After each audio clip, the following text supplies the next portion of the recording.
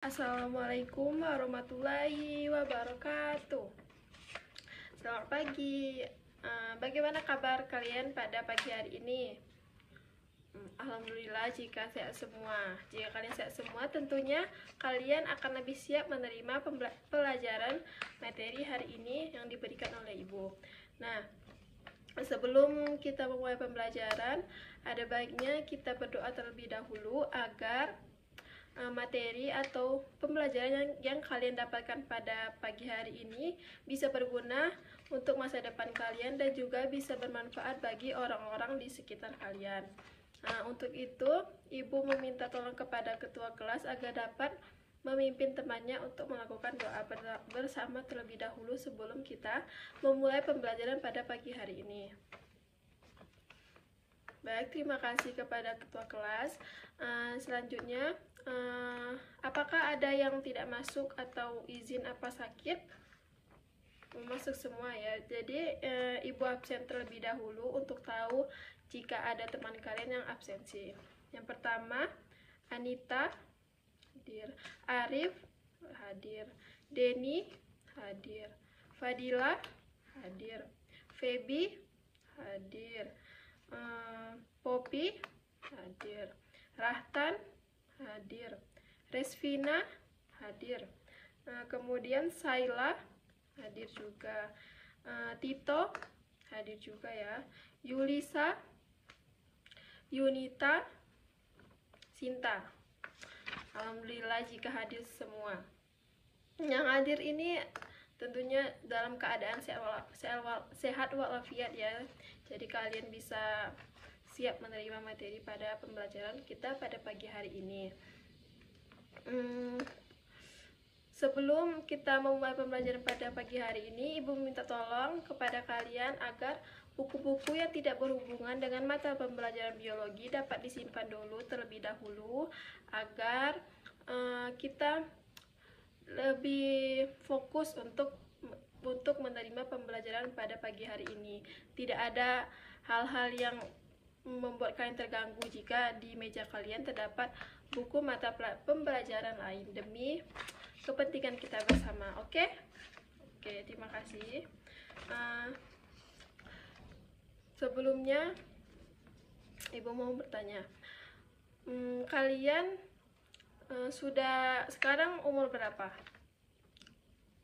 Ada yang 16, ada yang 17 ya, tapi yang paling besar adalah yang 17 ya. Nah, selama kalian hidup ini selama 17 tahun, begini, saat kalian berumur 5 tahun, tentunya kalian sudah mulai peka dan mengerti dengan lingkungan yang ada di sekitar kalian pada saat ini ya. Nah, jadi selama kalian mengerti dari umur kalian 5 tahun tersebut, apa perubahan-perubahan yang mungkin kalian rasakan atau kalian bisa lihat perubahan yang terjadi pada saat kalian umur 5 tahun sampai kalian sekarang berumur 15 atau 17 tahun? Ada yang mau menjawab? Oh ya, silakan Poppy. Apa? Oh ya, dimana makin kita besar ya, zaman makin maju, iklim yang kita rasakan lebih panas dibandingkan zaman-zaman sebelumnya atau saat kita masih kecil. Kemudian ada lagi yang bisa menjawab apa yang berbeda? Oh ya, Yulisa silakan. Oh iya, betul sekali. Banyak flora atau fauna yang keberadaannya sudah hilang atau sudah punah. Itu juga disebabkan oleh beberapa faktor ya. Nah, maka dari itu pada pagi hari ini kita akan melanjutkan pembelajaran pada pertemuan sebelumnya, yaitu kalian mempelajari materi apa pada pertemuan sebelumnya. Ya, kalian mempelajari bab keanekaragaman hayati mengenai konsep-konsep dan apa saja bagian-bagian dari keanekaragaman hayati yang ada di Indonesia ya, yang meliputi gen, spesies, ekosistem. Nah, jadi kita pada pagi hari ini akan melanjutkan materi dari pertemuan sebelumnya. dan kita akan masih membahas bab dari keanekaragaman hayati. Tetapi hari ini kita akan membahas mengenai upaya dan ancaman dari keanekaragaman hayati.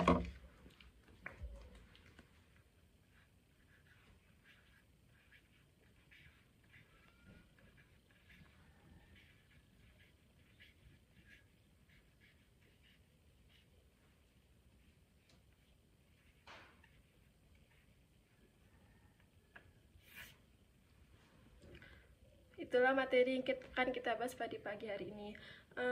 Kemudian ada pun sub-sub materi yang akan kita bahas, yaitu yang pertama ada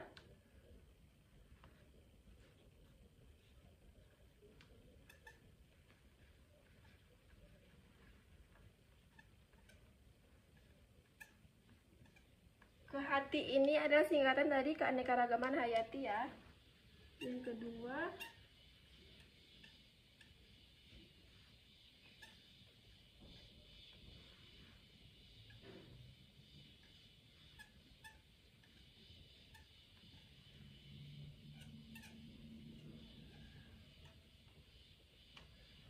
kedua adalah upaya dari ancaman keanekaragaman hayati.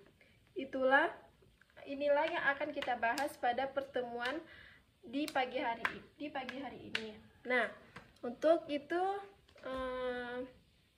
Ibu mau bertanya, apakah malam tadi sudah ada yang membaca sedikit atau mengulas sedikit materi dari yang akan kita pelajari pada pagi hari ini? Oh, ada yang sudah, ada yang belum ya. Nah, tentunya jika kalian sudah membaca atau mengulas sedikit materi tentang ancaman dan upaya keanekaragaman hayati ini, pastinya kalian akan lebih siap untuk belajar pada pagi hari ini, dan materi yang akan tersampaikan pun lebih mudah kalian mengerti karena kalian sudah membacanya pada malam hari.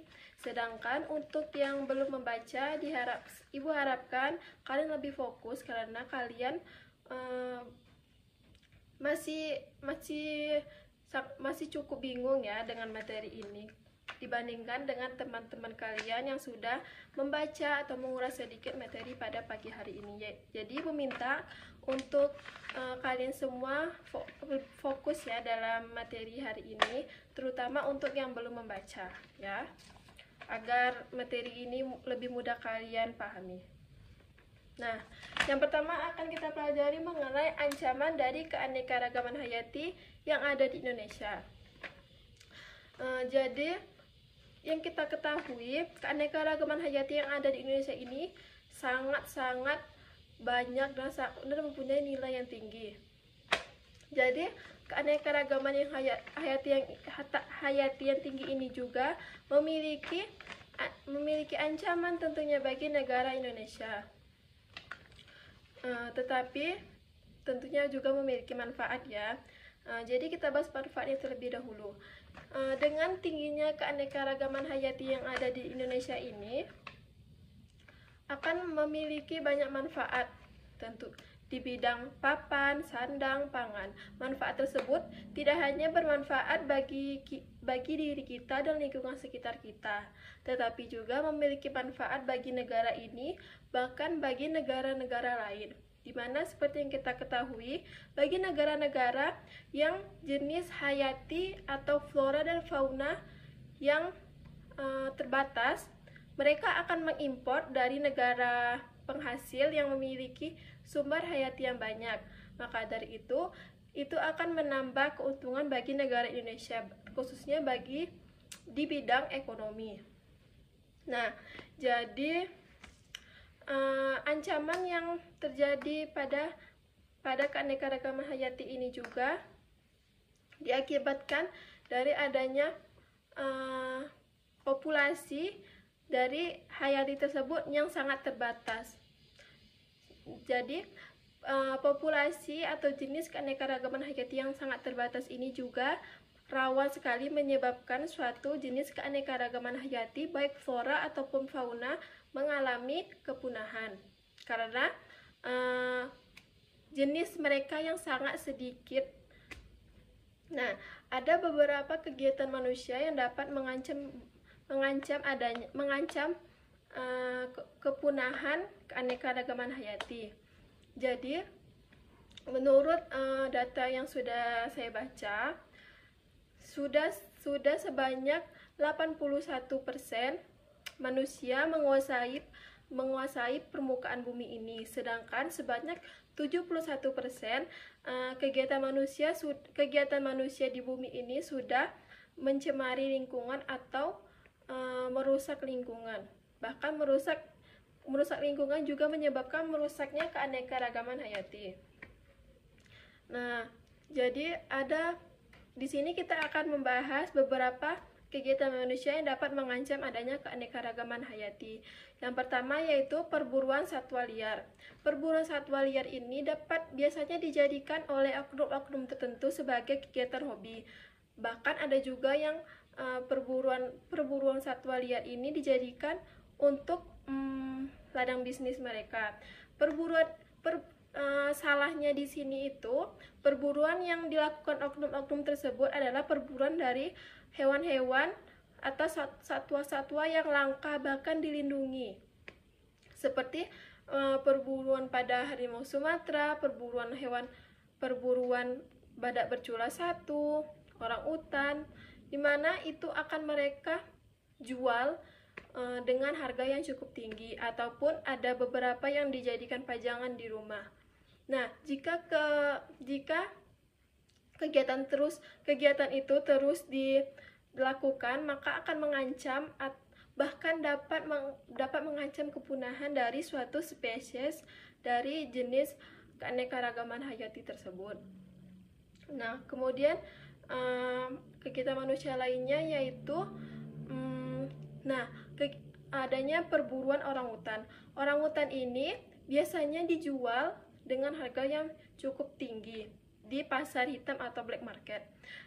Dari data yang sudah saya baca, ada sebanyak 1.000 sampai 2.000 jenis spesies orangutan yang sudah hilang keberadaannya entah kemana, sebanyak 1.000 atau 2.000. Itu juga disebabkan oleh perburuan liar salah satunya.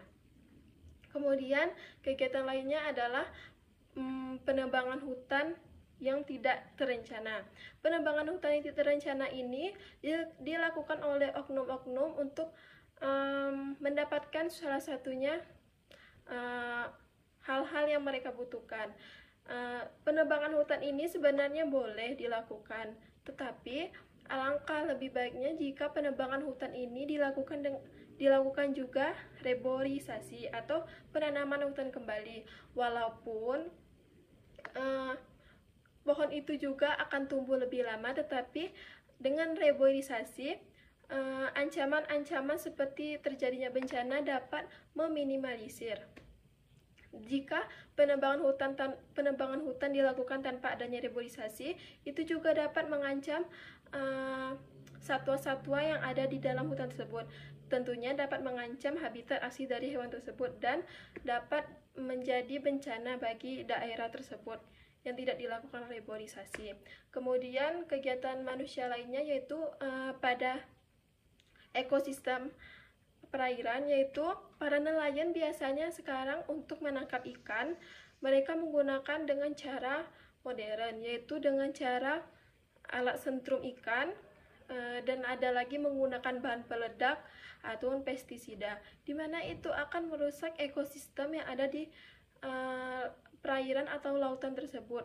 Tidak hanya ikan saja yang akan mati dalam jumlah yang banyak, bahkan terumbu-terumbu karang yang ada di dalamnya pun akan rusak. Nah, itulah kemudian kegiatan manusia lainnya yaitu degradasi lahan.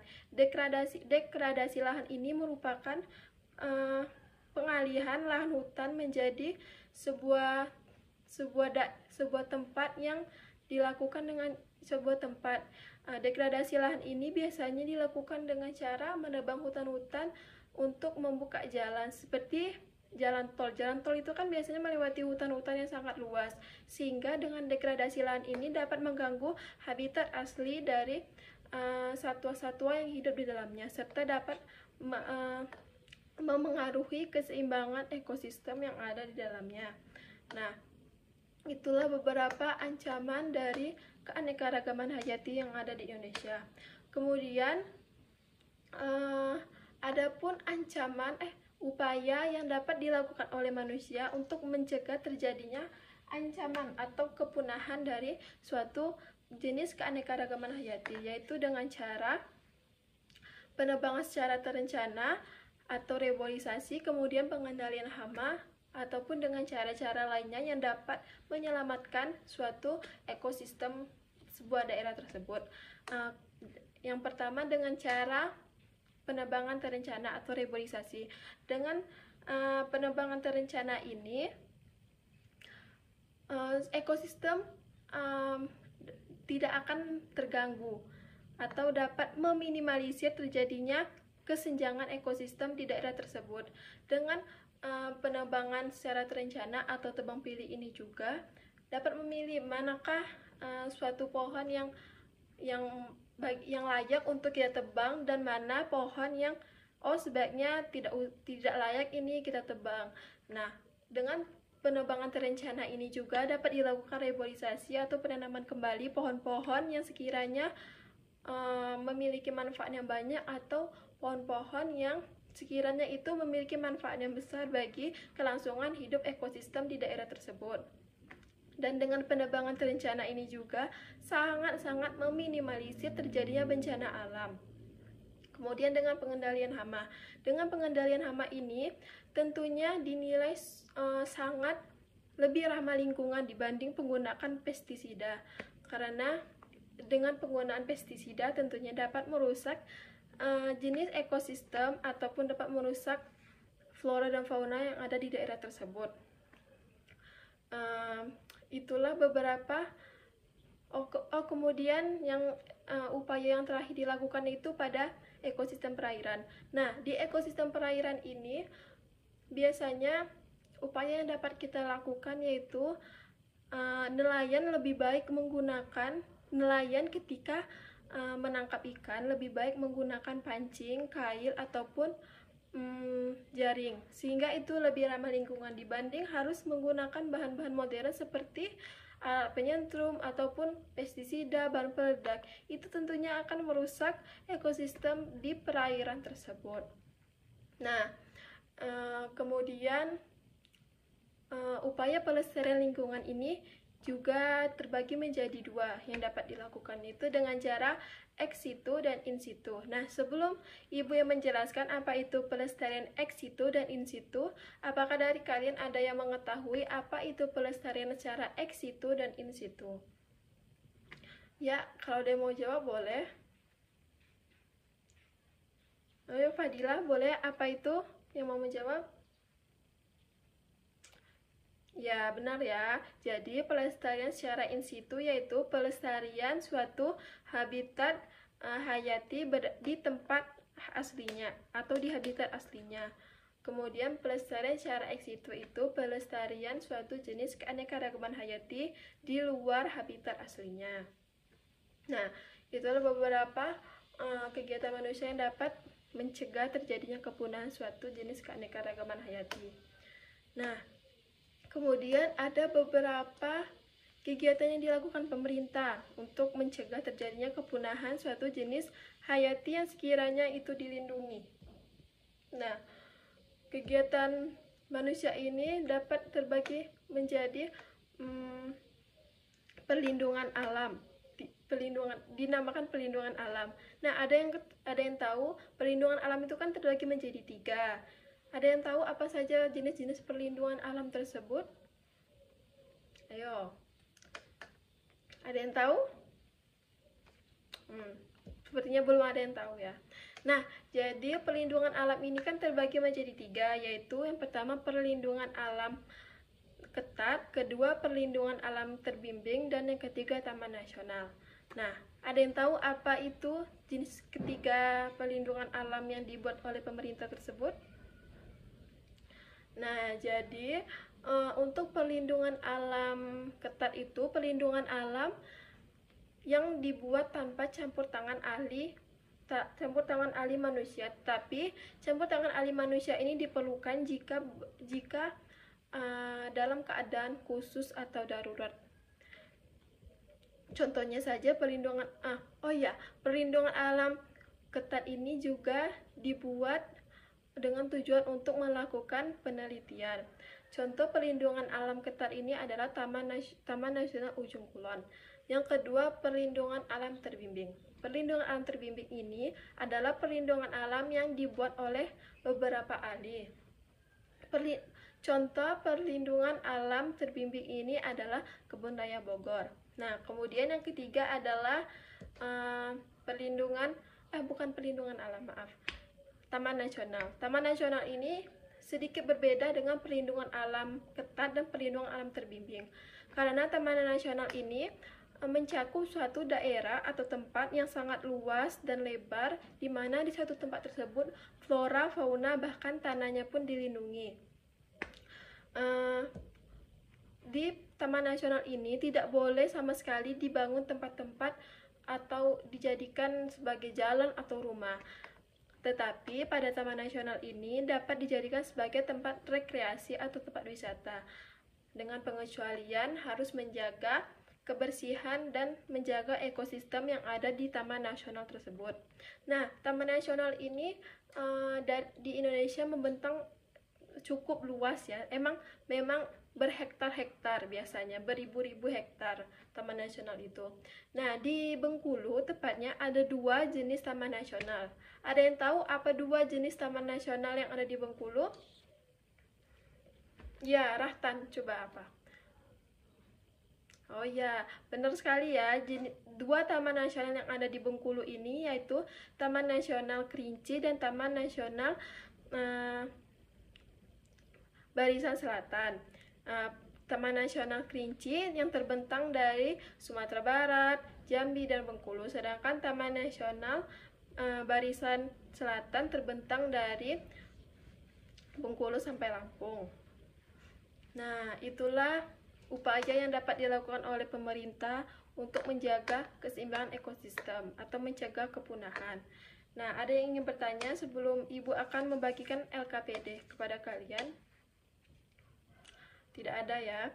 Nah, jadi langsung saja Ibu buat menjadi 3 kelompok, tapi dikerjakan secara mandiri.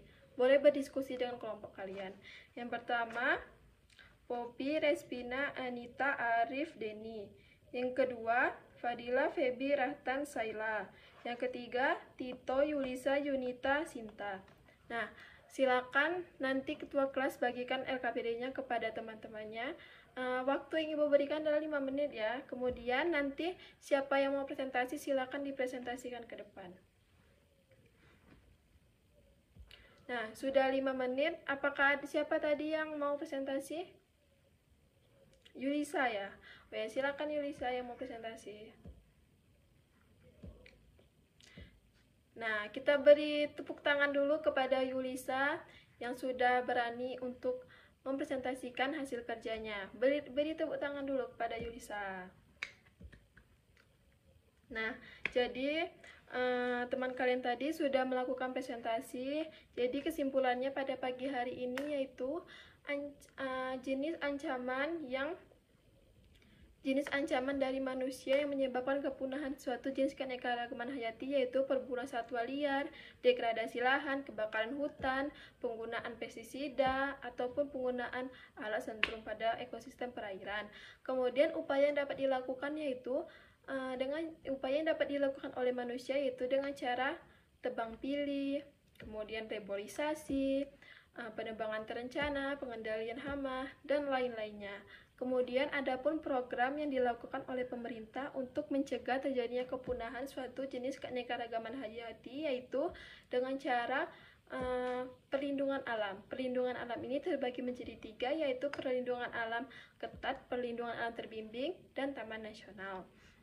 Nah, itulah penjelasan Ibu pada pagi hari ini. Sebelum Ibu tutup pembelajaran kita pada pagi hari ini karena jam sudah menunjukkan sebentar lagi waktu kita sudah mau habis ya. Apakah ada yang ingin bertanya atau kurang jelas? Oh, tidak ada ya.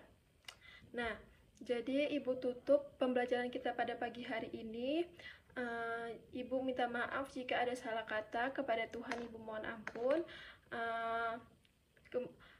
Kemudian Ibu ada tugas untuk kalian untuk membuat makalah tentang Taman Nasional yang ada di Indonesia. Nah, itu dikumpulkan minggu depan ya, di pertemuan selanjutnya.